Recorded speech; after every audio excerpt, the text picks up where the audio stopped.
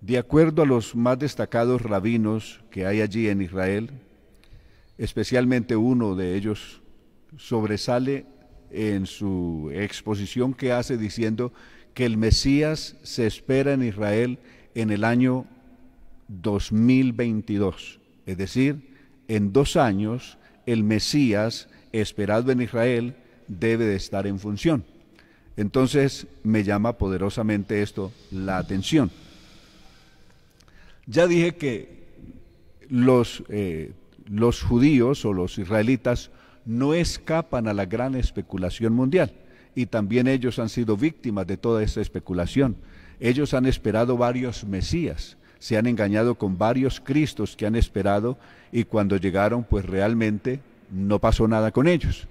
Lo mismo no estoy diciendo que cuando, o sea, yo no estoy aseverando que el Mesías de verdad va a aparecer en Israel en 2 años, en el año 2022, sino que estoy diciendo que esto es lo que algunos de ellos creen y están esperando. Y las características del Mesías esperado por ellos, dice en primer lugar que este Mesías será un hebreo, de una persona normal, será hijo de padres normales, incluso es posible de que ya haya nacido. Asimismo el Mesías será un hombre mortal, eventualmente morirá y dejará su legado a su hijo o sucesor, es decir, el Mesías nacerá de un hombre y de una mujer normal, incluso será un hombre mortal, tendrá hijos, es decir, se casará y tendrá hijos, y cuando muera dejará su legado o su herencia a su sucesor, a su hijo. Y para esto pues buscan apoyarse en Isaías capítulo 11. Isaías capítulo 11 habla del verdadero Mesías. La tradición declara que será un descendiente directo del rey David, hijo de Isaí o de Isaías. Como está escrito, un retoño saldrá de la cepa de Isaí, un vástago florecerá de sus raíces. Isaías capítulo 11, verso 1. De la misma forma, en nuestras plegarias pedimos que florezca la flor de David y que la memoria del Mesías, Ben David, aparezca ante ti. En la actualidad hay muchas familias judías que pueden trazar su legado directamente hasta el rey David, es decir, muchas familias que ya están en Jerusalén, al revisar sus ancestros, pueden revisar que su legado puede llegar hasta el rey David. Luego describe cómo es el Mesías que ellos esperan. El Mesías será el más grandioso líder y genio político de la historia asimismo. Será el hombre más inteligente que haya vivido. Usará esos extraordinarios talentos para promover una revolución mundial que traerá justicia perfecta para toda la humanidad e incluirá a todas las personas para que sirvan a Dios de todo corazón. Dicen que va a influir en todas las personas del mundo para que sirvan a Dios de todo corazón.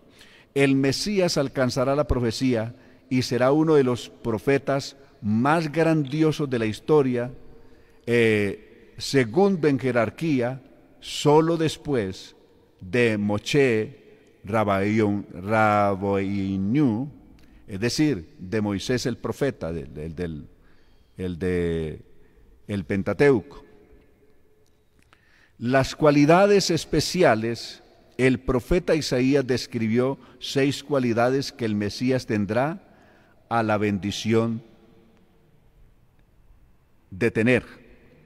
1. El Espíritu Divino descansará sobre él. El Espíritu de la sabiduría es el 2. El 3, del entendimiento. El 4, el Espíritu del consejo. El 5, el poder. El 6, el Espíritu del conocimiento. Y luego el temor a Dios. Isaías capítulo 11, los versos el verso 2. Todas esas cualidades el Mesías superará a todos como ser humano, dice este documento. El Mesías verá más allá de la falsedad y de la hipocresía de este mundo.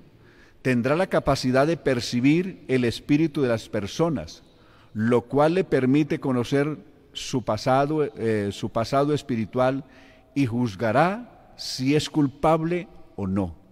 En esto, el Mesías será un gran adivino que conocerá el pasado, el presente y el futuro de las personas. Respecto de este poder, está escrito: no juzgará en base de lo que vean sus ojos, ni decidirá en base de lo que sus oídos escuchen. Isaías capítulo 11, verso 3. Este es uno de los atributos mediante los que el Mesías será reconocido. Sin embargo, al igual que el regalo de la profecía, este poder se desarrollará gradualmente. El Mesías, este Mesías esperado por ellos ahora, utilizará este poder para determinar a qué tribu pertenece cada judío. Luego dividirá la tierra de Israel en partes. Cada tribu heredará su porción. Esto comenzará con la tribu de Leví, determinando la legitimidad de cada Cohen, cada Leví. Respecto a esto, el profeta dijo: purificará a los hijos de Leví y los refinará como oro y plata, para que se vuelvan portadores de una ofrenda de Dios en rectitud. Malaquías capítulo 3, verso 3. Misión y objetivos. La misión del Mesías constará de 6 partes. Primera tarea y principal es hacer que todo el mundo vuelva a Dios y a sus enseñanzas. Misión 2. También restaurará la dinastía real de los descendientes de David. Misión 3. Supervisará la reconstrucción de Jerusalén, incluyendo el tercer templo. 4. Reunirá al pueblo judío en la tierra de Israel. 5. Restablecerá el Sanedrín, la Corte Suprema y legisladores del pueblo judío, que basa sus dictámenes en enseñanzas de la Torá. Esto es una condición necesaria para la reconstrucción del tercer templo, como está escrito: restauraré a tus jueces como antes y a tus consejeros como al principio. Luego será llamada la ciudad de la rectitud, la ciudad fiel. Sión será redimida con justicia, y los que vuelven a ella con justicia. Isaías capítulo 1, versos 26 y 27. Este Sanedrín también podrá reconocer formalmente al Mesías como Rey de Israel. 6. Restaurará el sistema de ofrendas y las prácticas del año sabático, ochemita, del jubileo. Entonces, como declara, aquí va a ser aquí este documento alude a algunas palabras de uno de los grandes líderes de los últimos siglos que ha tenido el judaísmo, que fue Maimónides, por allá del siglo XII. Si surge un gobernante, palabras de Maimónides, si surge un gobernante de la familia de David, inmerso en la Torá y en sus mandamientos como ancestro, teniendo como ancestro a David, siguiendo tanto la Torá escrita como la oral, que devuelva a todo Israel a la Torá, fortalece la observancia de sus leyes y lucha las batallas de Dios, entonces podremos asumir que el Mesías, que es el Mesías, si también es exitoso en la construcción del templo en su sitio original y en la reunificación de los exiliados de Israel, su identidad como Mesías estará garantizada. Palabras de Maimónides. A medida que se desarrollen los poderes del Mesías, también crecerá su fama. El mundo comenzará a reconocer su profunda sabiduría y vendrán a buscar su consejo. Le enseñará luego a la humanidad a vivir en paz y a seguir las enseñanzas de Dios. Los profetas predijeron: ocurrirá en el final de los días que la montaña de la casa de Dios será la cima de las montañas y se elevará sobre las colinas, y todas las naciones vendrán a ella con alegría.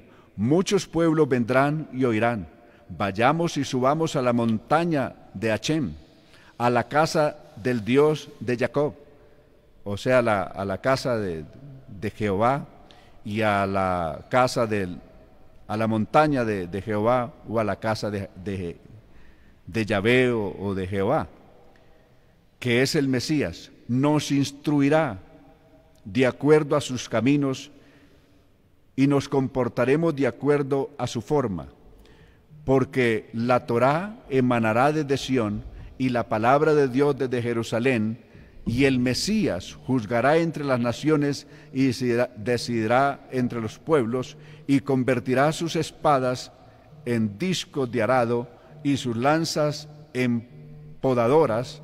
Ninguna nación levantará su espada en contra de la otra, y tampoco harán guerra. Isaías capítulo 2, versos 2 al verso 4, el libro de Miqueas capítulo 4, verso 1 al 3. En la era mesiánica, muchos no judíos desearán convertirse al judaísmo. En la era mesiánica, como predijo el profeta: entonces les daré a los pueblos un lenguaje puro para que llamen el nombre de Dios y que le sirvan de una sola forma. Esto está escrito en Sofonías capítulo 3, verso 9. Sin embargo, una vez que el Mesías se haya levantado, ya no aceptará más conversos. De todos modos, Jerusalén se convertirá en el centro de la adoración institucional para toda la humanidad. Estoy leyendo este documento. Dios se lo dijo, su profeta: volveré a Sión y moraré en medio de Jerusalén, y será llamada la ciudad de la verdad y la montaña del Dios de las huestes, a la montaña sagrada. Zacarías capítulo 8, verso 3. Jerusalén se convertirá en la capital espiritual del mundo. Esto dará comienzo al periodo en que las enseñanzas de Dios serán supremas para toda la humanidad, como está escrito: porque el Señor de las huestes del Rey en el monte de Sión y en Jerusalén revelará su gloria en la presencia de sus sabios ancianos. Isaías capítulo 24, versos 23. Todos los pueblos vendrán a Jerusalén en busca de Dios.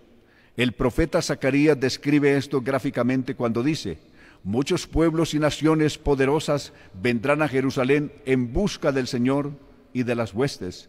En esos días, 10 personas de todas las naciones tomarán el rincón de la prenda de cada judío y dirán, es decir, están hablando del talit, y iremos contigo, porque oímos que Dios está contigo. Zacarías capítulo 8, versos 22 y 23. En Jerusalén, el pueblo judío será restablecido como el guía espiritual. Morará toda la humanidad.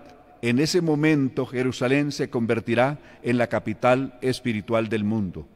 En la era mesiánica, todos los pueblos creerán en Dios y proclamarán su unicidad, como está escrito: Dios es el Rey sobre toda la tierra, y en ese día, Dios será uno, y su nombre uno. Zacarías capítulo 14, verso 9. Describe este documento para ese entonces que reinará la paz y la armonía. En la era mesiánica, los celos y la competición ya no existirán, porque todo lo bueno será sumamente abundante y todas las exquisiteces serán comunes como el polvo. Los hombres ya no se dedicarán a la guerra, ni se prepararán para ella, porque como predijo el profeta, una nación no levantará espada contra otra, no volverán a saber de guerras. Isaías capítulo 2, verso 4. En la era mesiánica, todas las naciones convivirán en paz. De la misma forma, personas de todos los tipos convivirán en armonía. El profeta se refirió a esto alegóricamente cuando dijo, me llama la atención esta alegoría, alegóricamente para hablar del mundo que vivirá en paz sin importar la raza o la nación. El lobo morará con el cordero, el leopardo con el cabrito se agazapará, el becerro, el cachorro de león y el cebón juntos.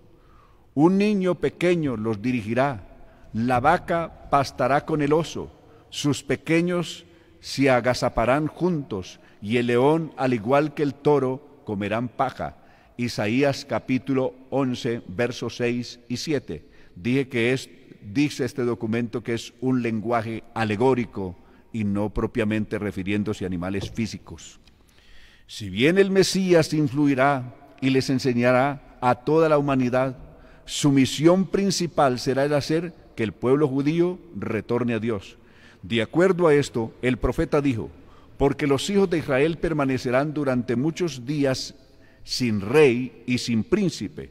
Después de esos, los hijos de Israel volverán a buscar a Hachén o a Jehová, su Dios, y a David su rey. Vendrán sobrecogidos ante Dios y su bondad en el final de los días. Oseas capítulo 3, versos 4 y 5.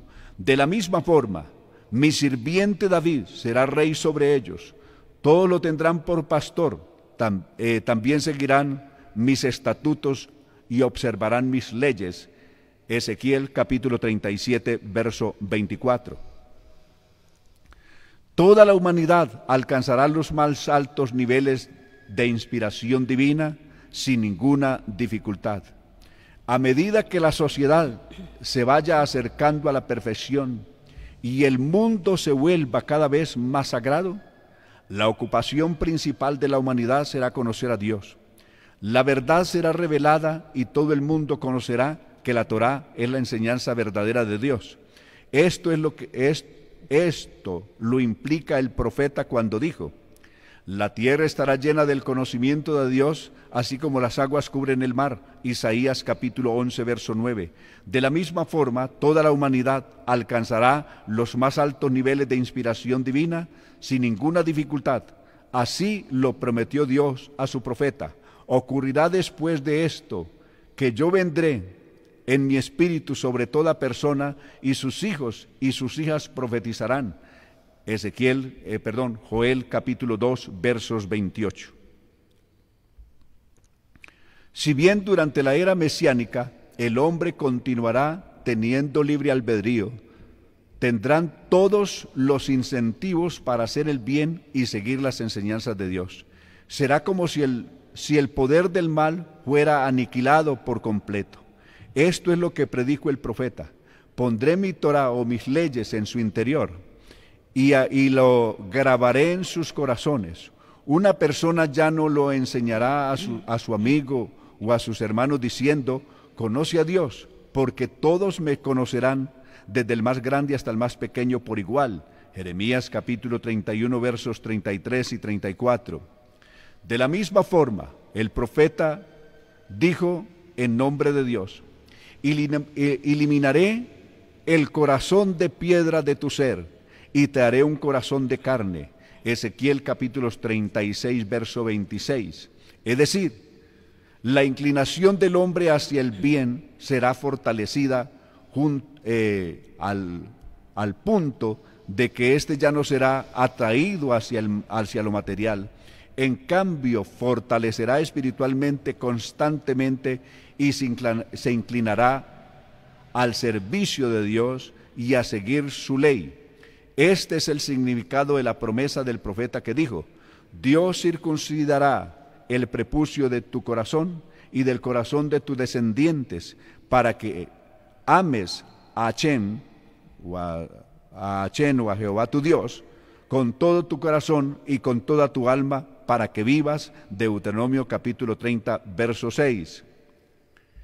práctica religiosa, está hablando de los tiempos del Mesías, no hará ningún cambio en nuestra religión, en la era mesiánica. Todos los mandamientos tendrán vigencia, nada se agregará ni se sustraerá de la Torá. Hay una opinión que dice que durante toda la era mesiánica, todos los libros de la Biblia solo se estudiarán regularmente los 5 libros de Moshe, es decir, de Moisés, y el libro de Esther. La razón de esto es que todas las enseñanzas de los profetas pueden aprenderse de la Torá, dado que el Mesías revelará la perfección, los significados de la Torá. Los escritos proféticos ya no serán necesarios. En la era mesiánica se restaurará el servicio de ofrendas. Sin embargo, las únicas ofrendas personales que se aceptarán serán las de agradecimiento. Dado que el corazón del hombre habrá sido circuncidado, el deseo de pecar ya no existirá, y las ofrendas personales cuya función es la expiación de pecado ya no serán necesarias. De la misma forma, las únicas plegarias que serán necesarias son las de agradecimiento. Nuestros profetas y sabios no anhelaban la llegada de la era mesiánica para gobernar el mundo o dominar a los demás. No deseaban que las naciones los honraran, ni anhelaban la posibilidad de comer y beber y disfrutar sin límite. Ellos solo querían una cosa: estar libres para ocuparse del estudio de la Torá y de su sabiduría. No querían que nada los molestara o distrajera para de esta forma poderse dedicar por completo a ser merecedores de la vida en este mundo venidero. Esta es la lectura de este documento de la Alianza Israelí-Mexicana que se ha leído. Pertenece a un libro, a una obra que inicialmente fue escrita en inglés, fue extraído de The Handbook of Jews, del volumen 2, Masanaim Publish. Es la publicación responsable de este escrito, o quien sacó este escrito. Pero hice alusión a él porque todos los textos que aparecen aquí son atribuidos o son textos que hablan del verdadero Mesías. Donde no concuerda es con que el Mesías sea simplemente un hombre mortal, e incluso que tenga hijos y deje a sus herederos el trono durante el reino mesiánico. Eso no corresponde a lo que el mismo profeta Isaías escribió. Se basan mucho en el libro de Isaías, pero se les olvidó revisar lo que dicen otros pasajes. Ejemplo, Isaías capítulo 7 y el verso 14. He aquí que una virgen concebirá y dará a luz un hijo, y llamará su nombre Emanuel. Emanuel es Dios con nosotros. Entonces no dijo que sería un hombre con nosotros, sino Dios con nosotros. El capítulo 9 del libro de Isaías y el verso 6, he aquí que un niño nos es nacido, hijo nos es dado, y el principado sobre su hombro, y llamará su nombre admirable, consejero, Dios fuerte, Padre eterno y príncipe de paz. El Mesías verdadero, de acuerdo a Isaías, no puede ser un hombre mortal común y corriente, porque el Mesías, aparte de todo, será Dios fuerte, Padre eterno y príncipe de paz. La única vez que la Biblia menciona este atributo de Padre eterno es para referirse al Mesías o al niño que había de nacer de una virgen. Ese niño es Padre eterno, es príncipe de paz y es Dios todopoderoso, entre otras cosas. Luego, en un diálogo que sostuvo Jesús un día con los judíos, esto se encuentra en el Evangelio según San Mateo, capítulo 22 y el verso 42. Jesús les hizo una pregunta a los fariseos que se consideraban conocer perfectamente las Escrituras y todo lo relacionado con el Mesías. Al dirigirse a ellos les preguntó: ¿de quién es hijo el Cristo? Y ellos, los expertos en la Torá y en la Taná, le dijeron: de David. En ese momento Jesús les dice: si el Mesías, si el Cristo es hijo de David, ¿por qué el mismo David, citando el Salmo 110 y el verso 1, el mismo David por el Espíritu dijo esto: dijo el Señor a mi Señor, siéntate a mi diestra hasta que ponga tus enemigos por estrado de tus pies? Y cuando Jesús les dijo esto a los sabios, ellos se quedaron mudos sin una respuesta. ¿Por qué David, si el Cristo es hijo de David? ¿Por qué David dice en el Salmo 110, dijo el Señor? O sea, dijo Jehová a mi Señor, pero Jehová allí es el Mesías. Es decir, el Mesías verdadero es Dios mismo. Y es Dios el que haría que el descendiente David se sentara a su diestra hasta poner la tierra por estrado de sus pies.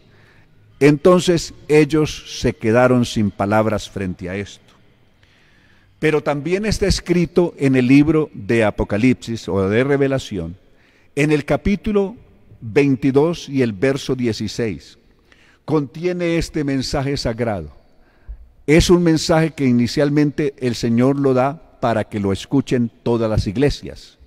Pero en el final de este mensaje dice: yo soy la raíz y el linaje de David.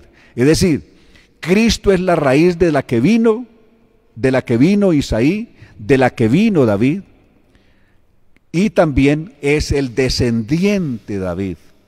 El Cristo es antes de David y es después de David.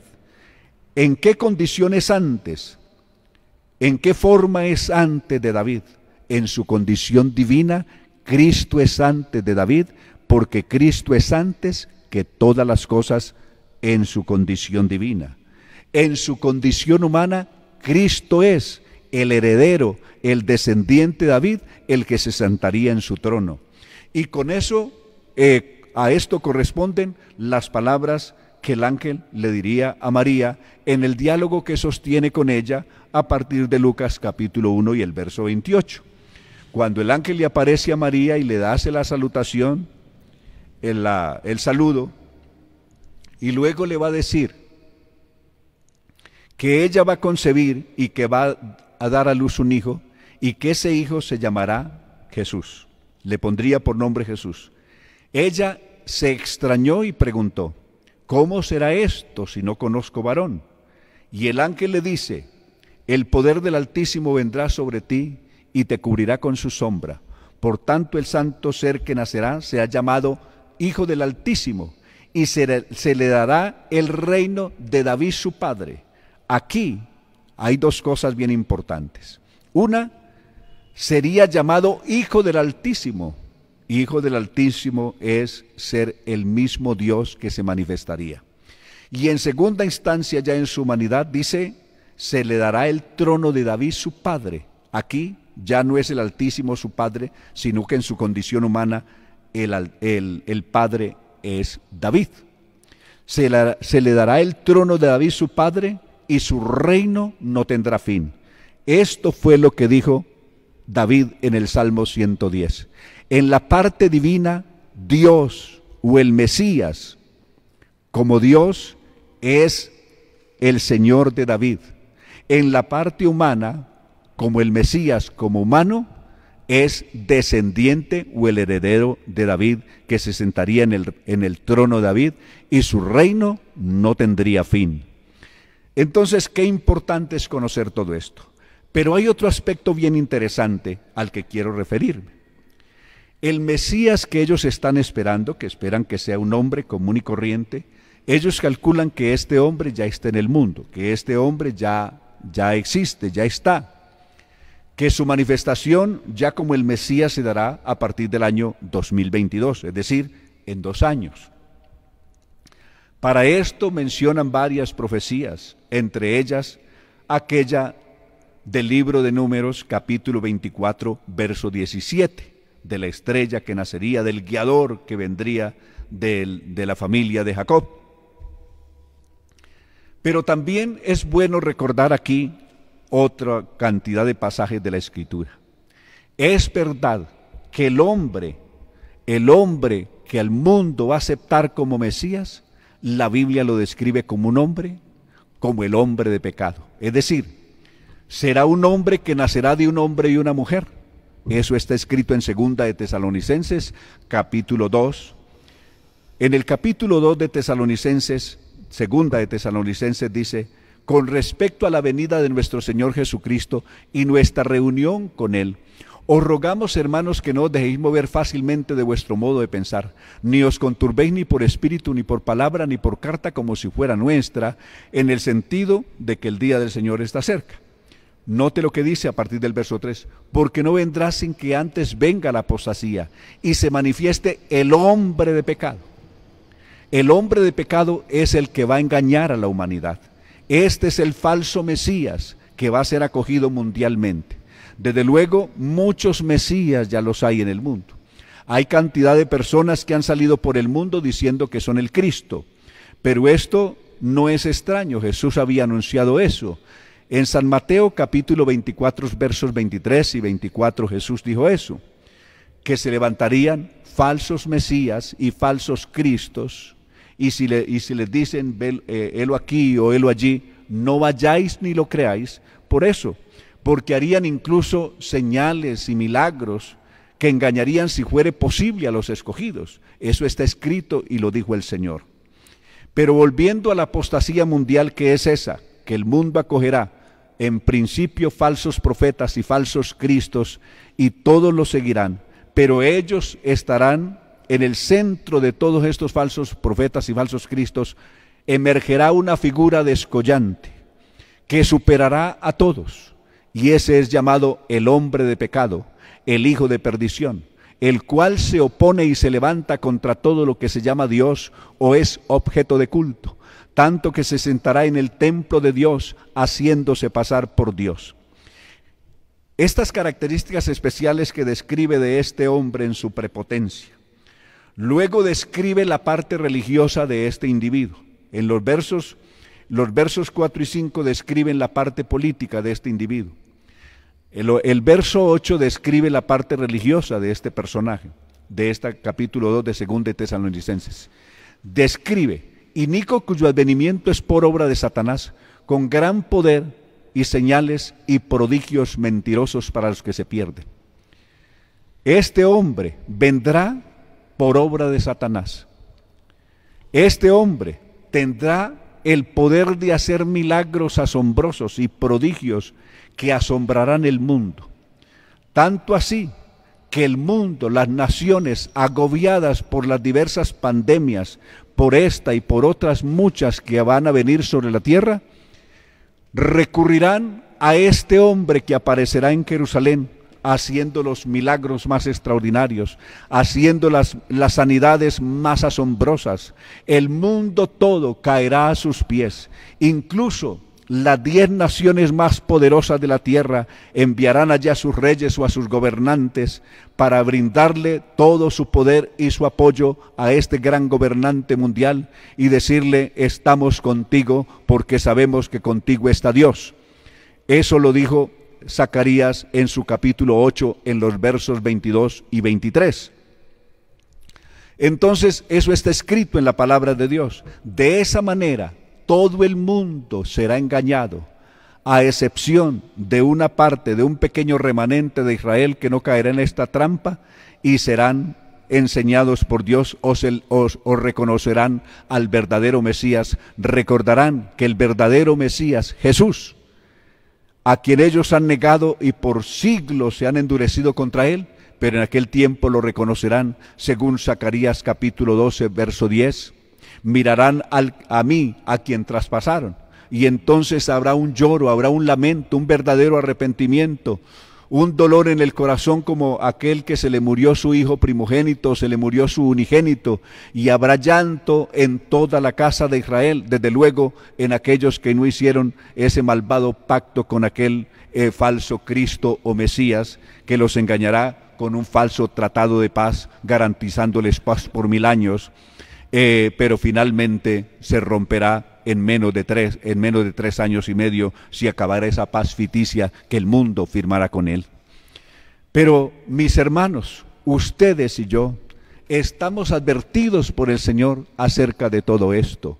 Ustedes y yo estamos con el conocimiento de Dios. Dios nos ha dado el verdadero entendimiento. Dios nos ha dado su Espíritu Santo para conocer lo que es verdadero. La unción del Santo que está en nosotros, según el apóstol Juan, es la que nos guía a toda verdad. Y según el mismo Jesús, el Consolador, el Espíritu de verdad, el cual el mundo no puede recibir porque no lo ve ni le conoce, pero nosotros sí le hemos recibido, nosotros le conocemos, nosotros hemos recibido el Espíritu Santo de Dios, y este es el que nos guía a toda la verdad. Mis hermanos, no se dejen inducir ni engañar por cantidad de artículos y confusiones que la gente trae a través de las redes sociales, diciendo que allí está el Cristo, que ya está allá en otra parte, que ya salió en tal parte, que ya está allí, que ya está allá. Eso lo dijo el Señor: si os dijeren está allí o está allá, no vayáis, no lo creáis. Usted no se deje engañar de estas fuentes mentirosas, usted siga firme en lo que ha creído, confesando que Jesucristo es el único Dios verdadero en principio.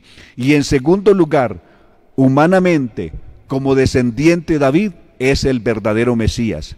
Romanos capítulo 1 comienza con esto, describiendo de esta manera: Pablo, siervo de Jesucristo, apartado para el Evangelio de Dios, que él había prometido en las Escrituras acerca de su Hijo nuestro Señor Jesucristo, que era descendiente o del linaje de David según la carne, hace la precisión, según la carne, pero declarado Hijo de Dios con poder por la resurrección de entre los muertos. En su humanidad vino de la descendencia de David según la carne, pero la resurrección de entre los muertos demostró de que Jesucristo no solamente es humanamente el descendiente de David, sino que también es Dios por sobre todas las cosas, bendito por los siglos de los siglos. Romanos capítulo 9 y el verso 5, de quienes son los patriarcas, de los cuales según la carne vino Cristo, pero el cual es Dios por sobre todas las cosas, bendito por los siglos de los siglos. Pero quiero en especial dirigirme a ustedes, mis hermanos, a la iglesia del Señor, y a usted que todos los días busca en las Escrituras la verdadera consolación, decirle con 1 Tesalonicenses capítulo 5. Notemos 1 Tesalonicenses el capítulo 5, que quisiera leerlo en este momento con ustedes. Varias veces lo hemos leído y lo hemos estudiado, pero esta vez quisiera que en especial le diéramos un vistazo. Pero acerca de los tiempos y de las ocasiones, no tenéis necesidad, hermanos, de que yo os escriba, porque ya vosotros sabéis perfectamente que el día del Señor vendrá como ladrón en la noche, que cuando digan paz y seguridad, entonces vendrá sobre ellos destrucción repentina, como los dolores a la mujer encinta, y no escaparán. Mas vosotros, hermanos, no estáis en tinieblas, ustedes y yo no estamos en tinieblas, para que aquel día nos sorprenda como ladrón. Porque todos vosotros sois hijos de luz, hijos del día. No somos de la noche ni de las tinieblas. Por tanto, no durmamos como los demás, sino que velemos y seamos sobrios. Pues los que duermen, de noche duermen, los que se embriagan, de noche se embriagan. Pero el verso 8 dice: pero nosotros que somos del día, seamos sobrios, habiéndonos vestido con la coraza de fe y de amor, y con la esperanza de salvación como yelmo. Porque no nos ha puesto Dios para ira, es decir, para que nosotros suframos aquí la gran tribulación, sino para alcanzar salvación por medio de nuestro Señor Jesucristo, quien murió por nosotros, para que ya sea que velemos o que durmamos, vivamos juntamente con Él. Por lo cual asimismo, animaos unos a otros y edificaos unos a otros, así como lo hacéis. Hermanos, esta es nuestra guía. nuestra brújula, la carta de navegación segura y firme que nosotros tenemos que seguir es la palabra de Dios. Recuerden que así lo escribió el apóstol Pedro, segunda de Pedro, capítulo 1 y el verso 19. Tenemos también la palabra profética más segura, a la cual hacéis bien en estar atentos como a una antorcha que alumbra en lugar oscuro, hasta que el día de la mañana esclarezca y el lucero de la mañana salga en vuestros corazones. Mis amados hermanos, vamos a tener este momento de oración, y al llegar a este momento especial de oración, dirigirme a ustedes y decirles que todavía Jesús es el mismo ayer, hoy, por los siglos. Él sigue sanando a todos los que tienen enfermedades y dolencias, pero que pueden poner su fe y su confianza en el Señor. Él sigue siendo el Dios nuestro, el Salvador nuestro, el gran sanador nuestro también. Por lo tanto, todos ustedes que hayan pedido oración, ahorita se lo leo. Voy a permitir que por un momento mi esposa lea algunos nombres, algunos de los tantos que nos han escrito en esta hora. Escuchemos quiénes nos han escrito. Bueno, tenemos una lista siempre larguita que nos han escrito hermanos de acá de Colombia, de la iglesia nuestra, aún de España y de Italia también. La hermana Estefanía Alzate Góez, ella pidió oración por su familia Góez Martínez. La hermana Gladys Arleida Arcila Suárez, ella también ruega oración, ella nos escribe desde España, pidiendo oración por su familia allá en España, que están quebrantados de salud, y por la familia acá en Colombia, para que sean guardados por el Señor Jesús. La hermana Rafaela Guarino, un saludo desde Italia. De allí nuestra hermana nos escribe de Italia. Ella saluda al pastor y también pide oración por el hermano misionero Jair Pedroso. La hermana Rafaela Guarino les habla, la hermana Evelyn Maza, pide oración por la señora Ana de Girolamo, por sanidad. La hermana Marta Ruiz, ella pide oración por sus hijos para que el Señor les dé la oportunidad de regresar a su camino. La hermana María Eugenia González Monsalve dice que oremos por los niños de los rediles infantiles junto con todas las familias. El hermano Edwin Montoya Benjumea, pastor, pido oración por mi vida espiritual y por mis hijos. La hermana Sol Paternina dice que el Señor, Dios les bendiga hermanos, ruego sus oraciones por mi hija. El hermano Henry Hernández, Dios los bendiga, pido oración por mi familia. Claudia Vélez, hermanos, les ruego sus oraciones por mi papá, Jorge León Zapata Vanegas, ya que lo acabaron de hospitalizar. Inés Polo Ramos, Dios les bendiga, pido oración por mi familia y mi hogar. Que Dios les conceda su petición en esta mañana. La hermana Miriam Muñoz dice, hermanos, Dios les bendiga, yo pido oración, por favor, por mi hermano Leonardo. Está muy quebrantado de salud y para que Dios le revele su nombre. La hermana Gloria Posada pide también oración por su familia y ella es una persona apartada. La hermana Diana Díaz pide oración por mis padres Miguel Ángel, María Seleni y por la señora Miriam para que Dios derrame sanidad sobre ellos y los bendiga. La hermana Claudia Vélez pide oración por mis hijos Emanuel López y María Camila Arboleda Zapata para que Dios les revele su santo nombre. Lida María Gutiérrez Espinosa, pido oración por mi familia, en especial por mis hijos, Dios los bendiga. Y nuestra hermana Adriana Valencia, ella de nuestra iglesia, pidió oración por el hermano Jonathan, su esposo, que desde ayer se encuentra delicado de salud, y también pide oración por la salud de ella. La hermana Jamie Ángel, le ruego oración por mi salud y la de mi madre. Amén. También nuestra hermana Maribel, ella también está conectada en esta mañana, pide oración por toda la familia Vergara. Estos son pues nuestros hermanos que han escrito en esta mañana. De una manera muy especial también estaremos orando por nuestra hermana Félida Pérez, una hermana muy querida por nosotros en la ciudad de Londres. También se encuentra allí hospitalizada la hermana María. Vamos a orar por estas hermanas, por todas estas peticiones, que el Señor tome para Él cada necesidad y que Él imparta su sanidad para todos ellos.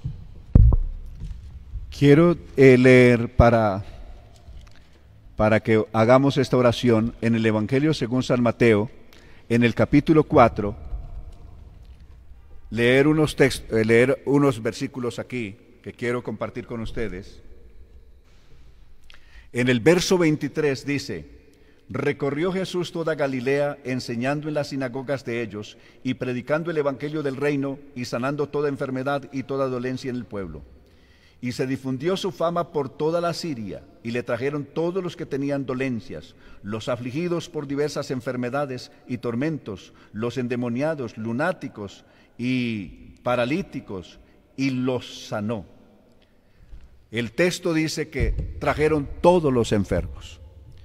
No menciona las enfermedades, menciona todos los enfermos, es decir, con todas las patologías que puedan haber, con todas las epidemias que puedan haber, con todas las diversas enfermedades que puedan existir. Trajeron todos sus enfermos, sin importar qué enfermedad tenían, o si eran personas atormentadas por el mal, como fueran, las trajeron a Jesús, y el texto dice que Jesús los sanó. Lo que Jesús hizo ayer, lo ha seguido haciendo siempre, porque Él no ha cambiado, y lo sigue haciendo hoy. Para Él no hay nada imposible. A la ciencia y a la humanidad la doblega, la humilla cualquier virus o cualquier pandemia. A Jesucristo no hay ninguna enfermedad que lo haya podido humillar, porque antes Jesús en el Calvario, sobre su cuerpo, destruyó, venció, derrotó toda enfermedad y dolencia, y por su llaga fuimos nosotros curados, según Isaías 53, verso 4. Por eso, con toda seguridad, usted allí en su lugar, invoque el nombre del Señor, confíe que usted es sano en su nombre, créalo en el nombre de Jesús. Jesús dijo: todo lo que pidieres en mi nombre lo haré, lo que pidieres en mi nombre lo haré. San Juan capítulo 14, versos 13 y 14. Si algo pidieres al Padre en mi nombre lo haré, y si algo pidieres en mi nombre, dijo Él, yo lo haré. Entonces vamos a invocar ese nombre y vamos a pedir sanidad en el nombre poderoso de Jesús nuestro Señor. Si usted está en Israel y lo quiere llamar Yeshua, si usted está en Londres y lo quiere llamar Jesus, o como usted lo quiera llamar, si usted está en el mundo árabe y lo quiere llamar Isa, como usted lo quiera pronunciar, o lo quiere llamar Adonai, o lo quiere llamar Yahweh, como usted quiera invocarlo, pero Él es el mismo. No importa el idioma, la lengua, Él es el Dios de todos los idiomas, Él es el Dios que conoce todas las lenguas, pues es Él el que dio la lengua al mudo y a toda la humanidad. Por ello, en el nombre de Jesús vamos a orar en esta hora. Soberano Señor Jesús, invocamos tu grande y poderoso nombre.